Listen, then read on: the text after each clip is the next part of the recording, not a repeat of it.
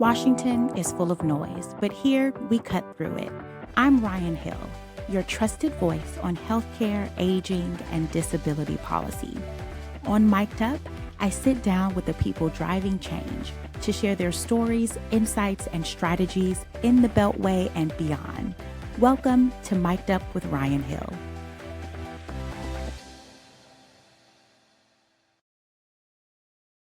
Welcome to Mic'd Up with Ryann Hill, the podcast where policy meets real life. I'm Ryann Hill, founder and CEO of Indigo Hill Strategies. We're a healthcare, aging, and disability boutique firm focused here in Washington, D.C. Each episode of Mic'd Up with Ryann Hill, we try to pull back the curtain on federal policy, advocacy, and the decisions that are shaping healthcare, aging, disability, and public health in America. You'll hear on this podcast directly from leaders, strategists, policymakers, and change makers turning ideas into action. So let's get into this super exciting episode today. So today is one that I've really been looking forward to for some time now. We're talking about one of my favorite topics, which is aging advocacy, what it takes to move policy, protect really critical programs in the aging space, and make sure that the voices of older adults and their caregivers are heard at every single level of government, both local and state, and also federal. I'm joined by two incredible leaders from Age Guide, Marla Fronczak, the CEO, and Gretchen Knowlton, the Manager of Planning, Advocacy, and Program Development. Marla and Gretchen, I'm so glad to have both of y'all here. Welcome to Mic'd Up. Thank you. Thanks for having us. Marla, let's get into the questions. I want to start with you. The policy environment right now feels like it is shifting almost daily, if not hourly. I feel like every time I check X or Blue Sky, whatever the social media website du jour is, there's a new notification with something new happening that maybe contradicts what I learned yesterday or the week before. As an organization that relies on federal programs like the Older Americans Act and others, I'm sure that uncertainty feels incredibly real. Can you tell me a little bit about how the advocacy landscape has changed and how Age Guide is navigating? And also, if you could use this to give our viewers and listeners an overview of who you all are and what you guys do at Age Guide. Sure. Thank you. Thank you so much, Ryann. So we are an area agency on aging. We are one of 13 in Illinois, one of 622 in the United States. Area agencies were really founded under the Older Americans Act, and that was really to provide those wraparound home and community-based services for older adults so they could really thrive in their homes and their communities. So it's one of those great policies out there that really addressed really those opportunities for people that go beyond just healthcare. Mm-hmm. So when you talk about the political landscape and you talk about our funding in particular, one of the things that we have to continually be advocates about is because we operate under discretionary funding. So whenever we're looking at the dollars that come to us, they are not mandatory funding, right? Mm-hmm. So we're constantly having to advocate and prove really the value of what these programs and services do to help those older adults. So when you talk about, Ryann, how the landscape shifts, it shifts constantly because we see this happening time and time again with continued resolutions and not guaranteed funding. Mm-hmm. And we're used to that fight. I mean, it's something that is normal to us. What has really shifted is under this administration in particular, what we faced last year was something very, very different. Mm-hmm. All of a sudden, we had a president who really wielded more influence over those dollars that were appropriated to us through Congress. We saw the dismantling of the Administration on Community Living, which is our federal agency that oversees the Older Americans Act funding. We saw threats to the Older Americans Act for the first time where people were looking at unbundling those services and even eliminating funding for programs like health promotion and elder abuse prevention, which were very, it was very interesting time because they really aligned with a lot of what the administration was trying to do in terms of really protecting the health of people and really the MAHA movement and things like that. So really kind of didn't know where we stood in terms of how that looked. And so we really had to mobilize. And so for the first time, and I've been doing this a good 20 years, we really mobilized our people and our voices because what we needed to do and what we really understood at the core was that people didn't know what the Older Americans Act was. They didn't understand what that funding did. They knew that the good people from Catholic Charities came and brought them a home-delivered meal, but they didn't realize the government investment at the federal level and at the state level. So that's really what changed for us. And so we had to get out there and educate. We had to really tell people that these were federal investments. We had to tell our elected officials what these programs do and what would be the results of 1 month of not having funding for home delivered meals or 1 month of not having rides for people and what that looked like at both the state level and the federal level. So that was really different for us, but it was very powerful. It was very powerful to see the voices of people. And now what we understand is that in our advocacy, it's not just talking about services, it's really talking about the Older Americans Act now. It's really letting people understand what good federal policy can do for people out there. So I do believe we've shifted kind of in our messaging now. I think we've made the Older Americans Act front and center in everything that we talk about. We do not want that to be at risk any longer. And really understanding that our elected officials, when they're appropriating those funds, we need them to stand with us and say, you've appropriated these funds need to go to these local service providers because they can't, many times they're nonprofits out there doing this work. They need steady funding. So I do think that really has shifted our tone there. I couldn't have planted the timing of the podcast any better because the most recent episode that we did was with our Vice President of Federal Affairs, Ebony Slaughter Johnson, who is an appropriations expert. And so I will admit, I've lived in mandatory spending. And for those of you who may be unfamiliar with mandatory versus discretionary, I've worked in Medicare and Medicaid most of my career, which is mandatory. And I never had to think about the funding process or appropriations process. And it wasn't until I stepped into creating Indigo Hill Strategies and really diving into advocacy for some of these aging organizations that I said, oh, wait a minute, we need to really dive deeper here on the funding and appropriations piece. And that's why we brought Ebony to the team. And she's been such a great resource for us and our clients and just really everyone. I'm a big fan. I think she's brilliant. We'll put the link to that episode in the show notes for this episode. And Gretchen, I think when I was on you guys' podcast, which we'll also put in the description of this episode, I talked about how you there's so many things like programs like the Older Americans Act, right, that are mission critical for millions of not only older adults, but the people who care and love for them across the country, right? And those programs are like unsung heroes, and they're unsung heroes with the example that you gave, Marla, but also I think on Capitol Hill as well, right? Like I'll never forget, I was on Capitol Hill last April advocating for the reauthorization of the Older Americans Act.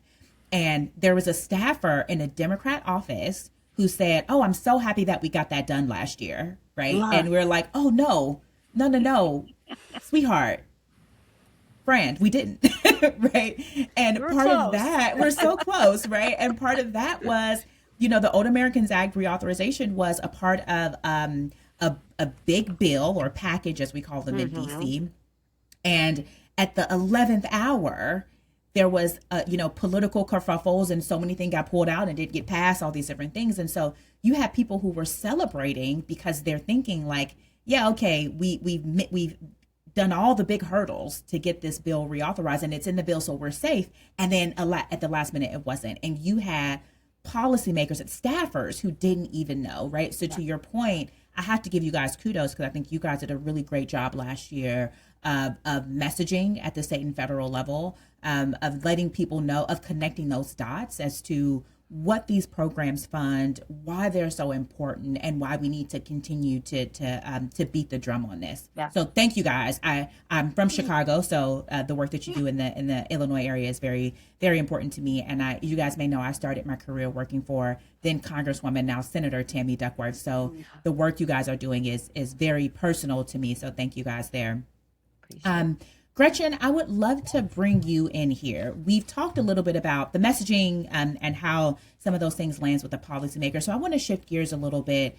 Can you walk us through the types of advocacy events that you guys organize at the state and federal level and even local, and what those actually look like? Definitely. Thank you. That's a great question, because we've really expanded the ways that people can get involved with us since the whole kerfuffle, as you called it, which I think is the perfect word for what was happening with the It's older just silly Americans. season. It's just everyone's a silly goose. Oh my goodness. So we run a lot of public awareness campaigns and special events, especially around those major Older Americans Act policy issues. So for example, you talked about some of our messaging last year when the Older Americans Act was cited to be cut and the administration slated to be dismantled. It also happened to be the 60th anniversary of the Older Americans Act, and we held a large advocacy day event with older adults across our region. And we had our local funded partners bring older adults together, and we had postcard writing events. They were sending electronic letters. The older adults were out in the streets marching and carrying placards that said, support the Older Americans Act. And they even had birthday parties where they invited legislators into their programs, their senior centers, to have some cake and celebrate the birthday of the Older Americans Act. It was all designed to make advocacy visible and fun, right? Our team does a lot of communications and design work along with our advocacy work. So we created our logo to go along with this whole event and this fight to protect the Older Americans Act. We called it Don't Blow Out the Candles on the Older Americans Act, and we had a visual with a big number 60 with a candle on it. So the visual is also really important when you're talking to legislators and advocates. So we had press materials, we made buttons and pins that people could wear just to amplify that message and bring more people into the celebration. It wasn't just a fight, it was also a celebration at the same time. So we did that, and then we celebrated the win afterwards. So we went back to these folks at the senior centers and out in the community, and we let them know that their advocacy worked. And so they need to keep advocating, right? We're not done, but we also wanted them to be able to stop and take a break and be like, And celebrate, hey, those marches that we did, those postcards that we sent, it protected the Older Americans Act, and it's been kept whole as a result. In addition, we have regular legislative breakfasts that we do and site visits where lawmakers can meet with older adults and caregivers directly. Those conversations, as I'm sure you know, Ryan, in your work, it's bringing the older adults to the legislators. Those conversations are so powerful. So those are just a couple of examples. Those are so much fun. And I'll say the next time I'm in the area, I'm going to see if I can pick up a pen. If you guys still have any of them in the office, I would absolutely love that. Please bring me one, please. I would love that so much. And I think what I really want folks to take from this is that advocacy can be fun. It's not just folks like me who are, less than a mile away from the Capitol, who, live and breathe this, that get to have the fun. Like, I think my job is the most fun job in the world because I love what I do. But I think it's so important to make sure that we are translating that fun to everybody, because advocacy is fun. I always say, and this is a quote that I got from Shirley Chisholm, the first Black woman in Congress, if they don't give you a seat at the table, you have to bring a voting chair, right? And you think about, what does that voting chair look like? It's a party to celebrate 60 years of this monumental legislation, right? It's the posters and it's the candles and it's the logo and design. And I think you guys have done such a great job at that, at making advocacy real and fun. The more people I see in DC with their, on their lobby days or their fly-ins, the happier I get, right? Like I love when I'm on the Hill and the cafeteria in Longworth is full of people in their matching shirts or their matching lanyards or their matching folders. It just lights me up because I think that we all have a fundamental right to petition the government, right? Like, and as my grandmother, who, you know, is the reason why I got into politics and policy, you know, an icon from my perspective on the west side of Chicago, she would always say, closed mouths don't get fed, right? And like, you need to make sure that you're saying what it is that you want and how you want it, because if you're not, someone else is.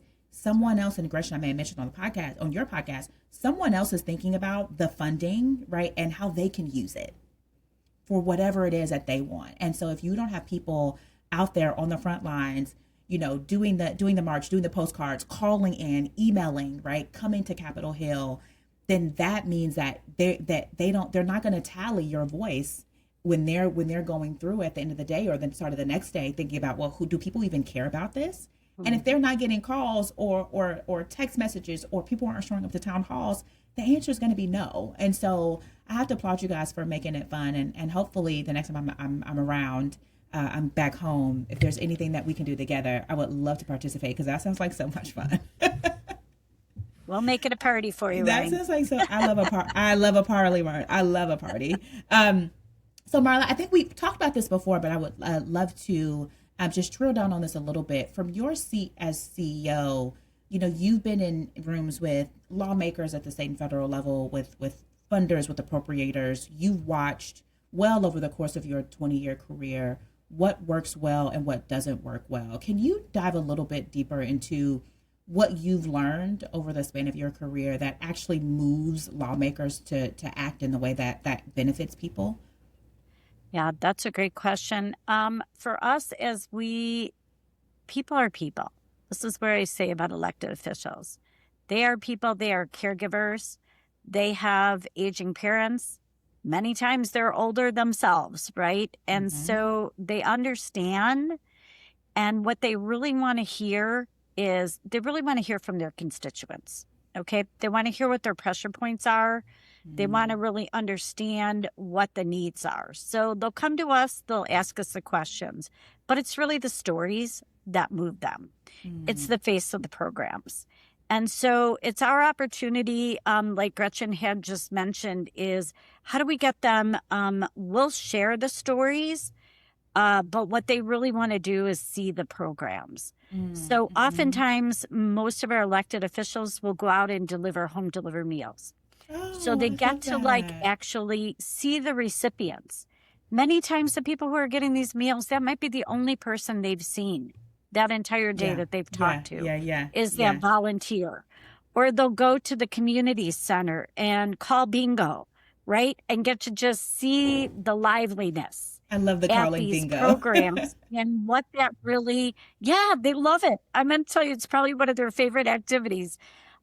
Is doing that, but it gives the program a face, and then it also allows them to hear from the people on what would happen if I didn't get a ride to my doctor, and I have to do dialysis 3 days a week or 3 times a week, right? And so where would I be if I couldn't do that? And so it gives the opportunity, but they also hear how much more we could be doing. So while we can give rides to medical appointments, we can't give them a ride to go play bingo.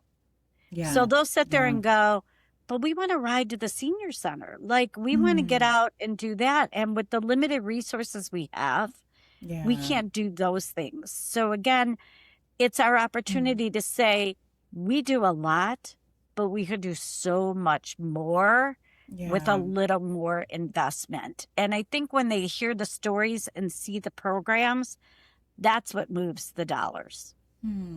I love that. And I love that you're thinking of unique ways to include them and show them, right, like what the reality is, and then talking about what's in the realm of possible. Like I love to say, you know, we need to be a little bit more delusional, right, as advocates, as policymakers, as people who want to uplift other people, right?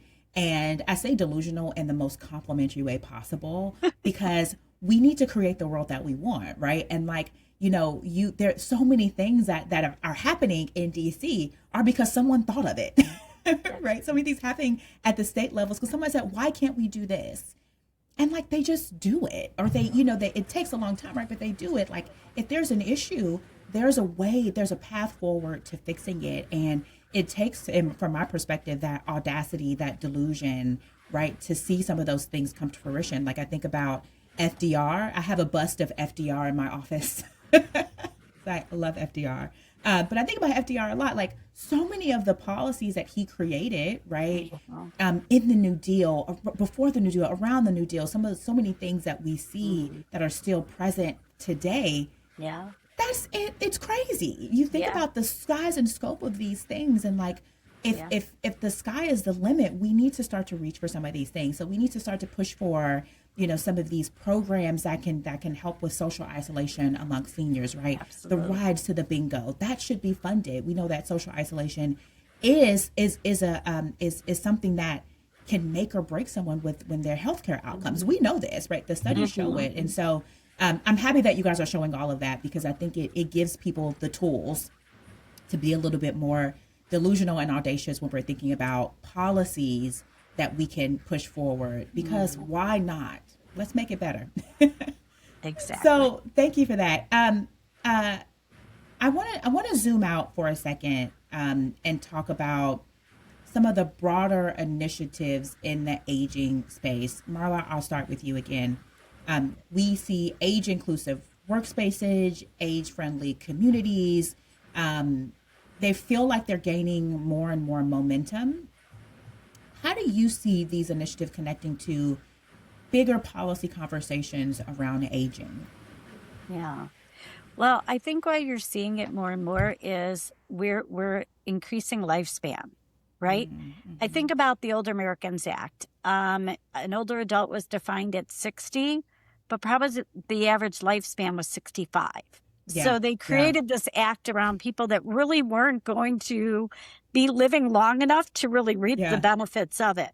So now we're finding this longevity. So not only are more people turning 65 every day, but people are living far longer than they did.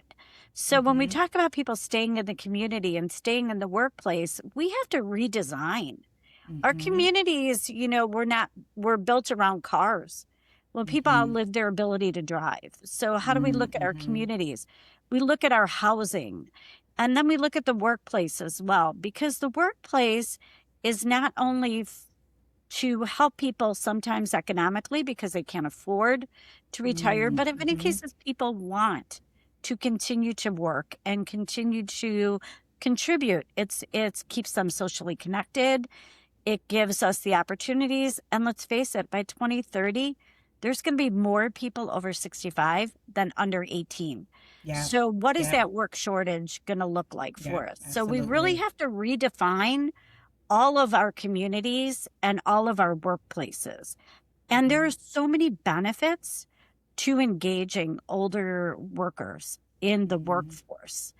There's a strong link between like their social well-being, their physical health, their quality of life. I mean, I personally experienced it when my father had to retire very young, and that was his social outlet, was work.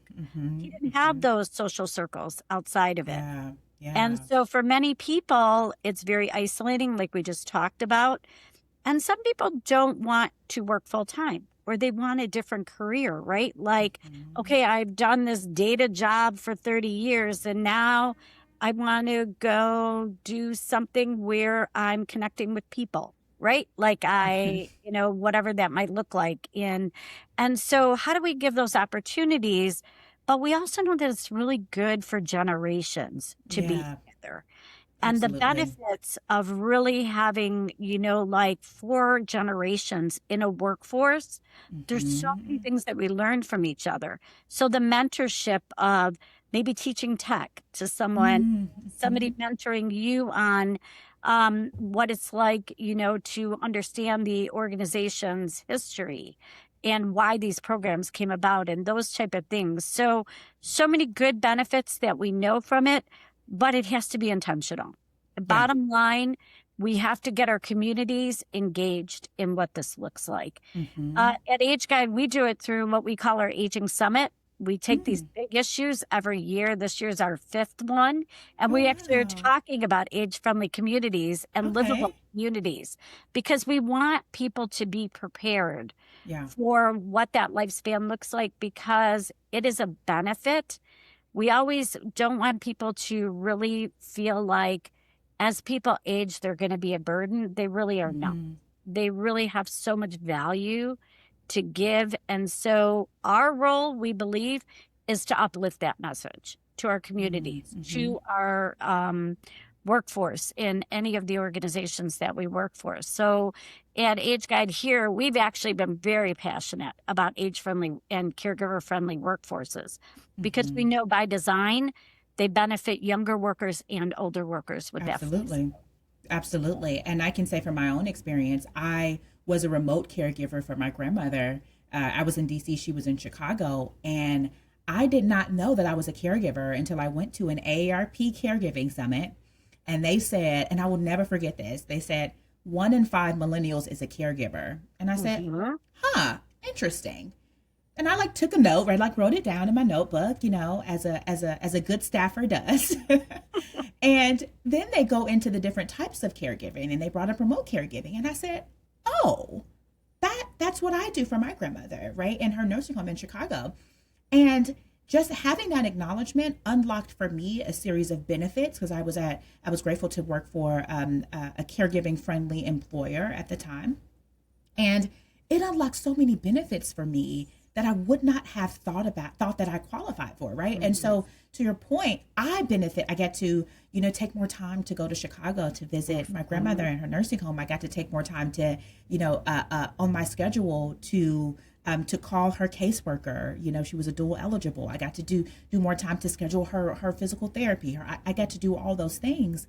And I was just doing them on top of everything else, right? And so to your point, everyone benefits. A rising tide lifts all boats, right? And as we think about people living longer, and having this not only workplaces, but intergenerational homes. My mother lives with us, and so I joked all the time that I'm the 3rd favorite parent in my household. Right, first it's my husband, second is Mimi, and then it's mommy. And I love that, because I think Mimi's fantastic. I adore my mother. And so to have her there with my children, and they get to learn things too, right? So they love to watch Judge Judy with her.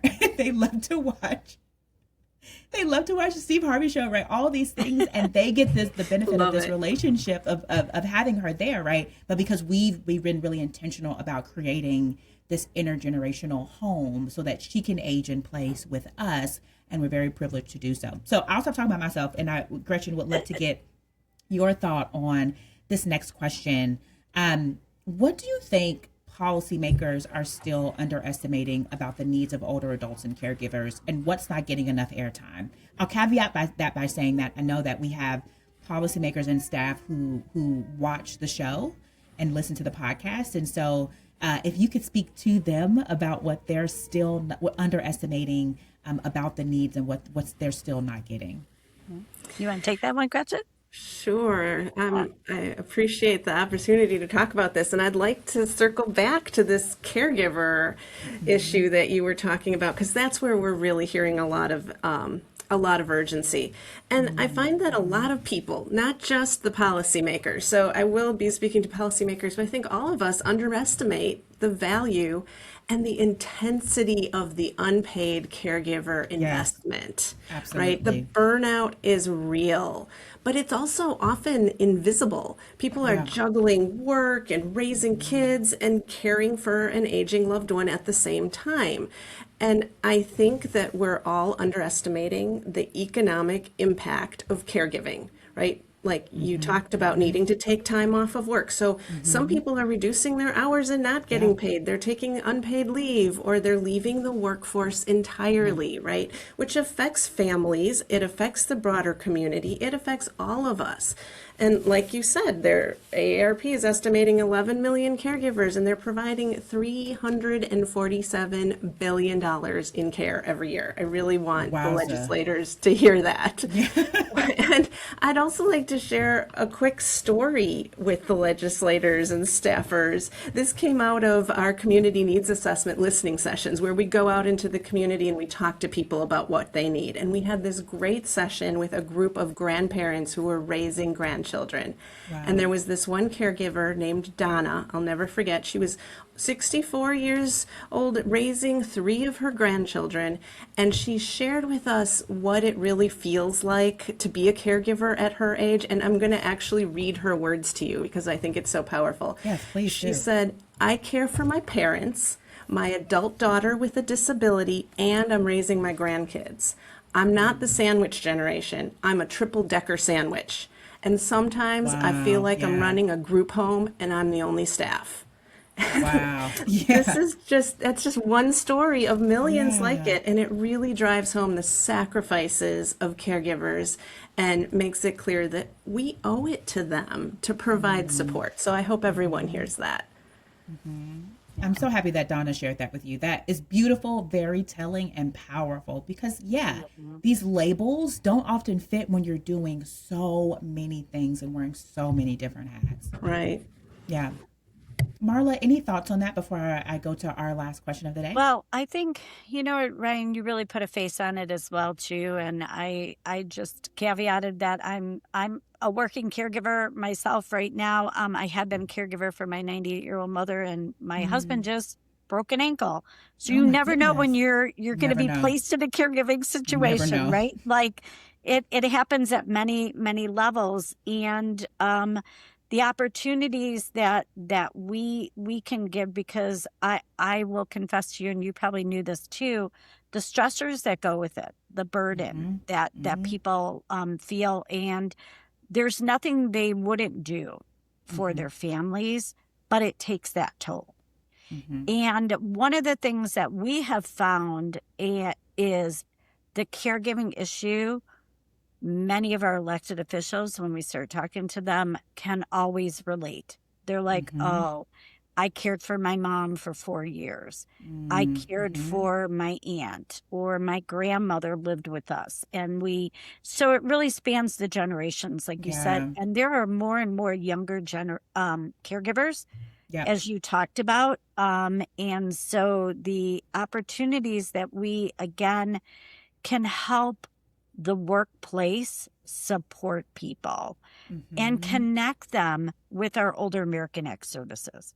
That's the other hidden part of all of this, is that people don't know what they don't know, right? That help is out there. And even if it's not financial help, sometimes it's just that grandparents raising grandchildren group that Gretchen talked about.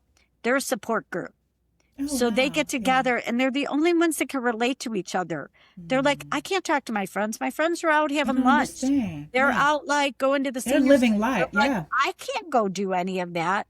So at least they have that, even if it's not financial, it's some kind of support to say, you're not alone out there.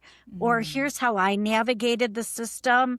If I've got to get Medicaid benefits for my grandson or mental health services. So there's those opportunities that we can offer. But I think the first thing, Ryan, is people don't identify. They just don't. They just, don't. I'm a daughter. I'm a granddaughter. I'm a wife. This is just what we do, right? This is what we do. And so for us, the advocacy right now is just getting people to not feel like they can't label it, say it, and then find the resources for it. Because yes, you're doing it. But we have also built systems that rely on unpaid care. And Gretchen just gave you a number to it. And we need to fix that. Because more money has to be given to support people. And so if we don't fix long-term supports, and really get benefits through Medicare or other ways that people don't have to spend down to Medicaid, then we are just taxing more and more people with this caregiver burden without giving them any release.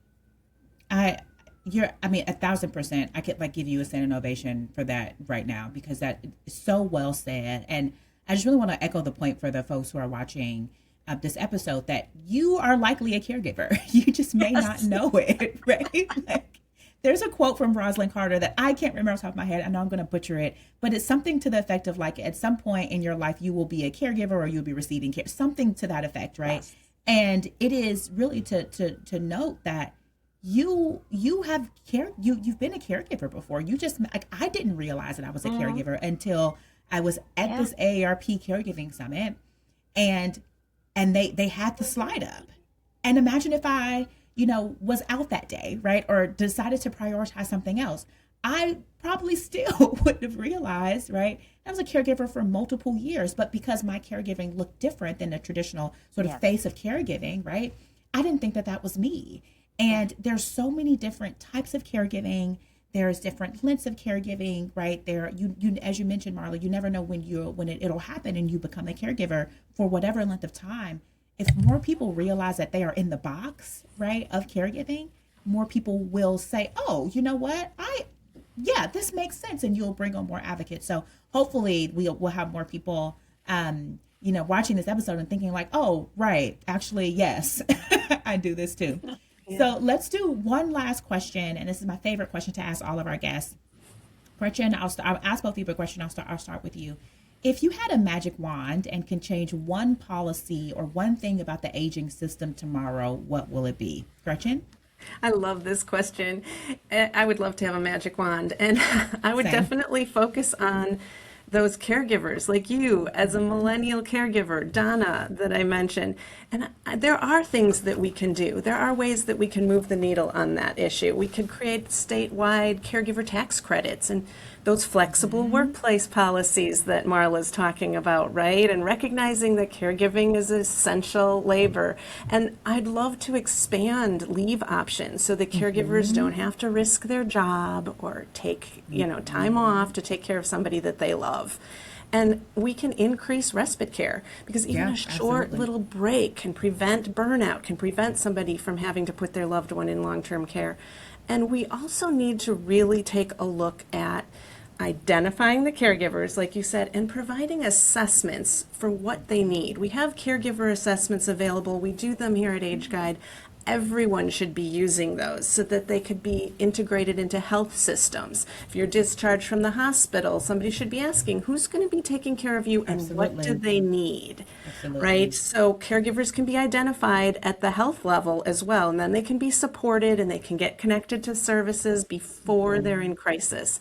So I would love to see more of that happening. Thanks for asking. I love that. Marla, your magic wand, what would you do? Oh my God. Gretchen and I, if we had a magic wand, so many things, like you said, there are so many things that we could do better. They should put us in charge. But I think it all, that's right. If we only had the power, but we do have the power. And what we have the power to do is we really need to reframe the way people think about aging. And we really, truly need people to understand that investing in programs that support older adults and caregivers help everyone. So if you're looking forward to, we look at aging as a journey, right? And everybody is on it. I'll say my line, Ryan, is usually if you're breathing, you're aging. So this impacts us all. So how are we looking from the federal level down to the state level in really wrapping around people to make sure that they have that quality of life throughout that journey, that they get to stay in their communities? So age-friendly workplaces, age-friendly communities, all of that revolves around people making aging a priority. And I always say the dollars that's where your priorities are. So if we're not getting the investment, then people are not prioritizing these issues, and we need to be louder. But it happens at every level. It happens at the community level to make sure that we have community centers that are accessible to people, that we have transportation, that we have housing options. At the state level, we're fortunate here in Illinois. We just launched our multi-sector plan on aging. Yes. So once you have a plan in place, at least you've got goals and you've got a focus. Yeah. on where everybody can do it at every level, right? But we also need a master plan on aging at the national level. Absolutely. Like, we need to raise this. We talked about it a couple of years ago. It had some traction. Yeah. Kind of died off, but we really need to bring that back, because with a national framework comes bigger policy. So not all of it relies on the Older Americans Act, right? Like, how are we looking at paying for care? So I don't want to see people have to spend down their assets to be able to get paid care. So what are opportunities that we can expand Medicare to help people? We just haven't tackled those policies yet. So making aging a priority from the federal level down, I guess, would be my magic wand that everybody can kind of see through that lens. All right, ladies, let's do it. We have our marching orders. Let's make it happen. Thank you guys, Marla and Gretchen. Thank you guys so much. This conversation was everything I hoped it would be. So much fun. I'm just so grateful for the work that you guys are doing in my home state, the best state in the country. So thank you guys. So that is a wrap for today's episode of Mic'd Up with Ryann Hill. If this conversation was useful, please share it with a colleague, subscribe to the channel, and leave a comment. Please engage. We would love to hear from you. It really does help more people find the show. A huge thank you to Rex Wallace Consulting for their generous support of this podcast. To follow our work at Indigo Hill Strategies, head to indigohillstrategies.com. Until next time, stay informed and stay engaged. We all know quality isn't optional. Success in Medicare Advantage and Medicaid demands relentless focus, using data, engaging providers, elevating member experience, and embedding quality in your culture. At RWC, quality is our DNA. Our clients outperform the industry, and our Net Promoter Score of 94 says it all. Whether you're aiming for 4 stars or exceeding Medicaid benchmarks, redefining success in Medicare and Medicaid begins with RWC, because we catalyze cultures of quality.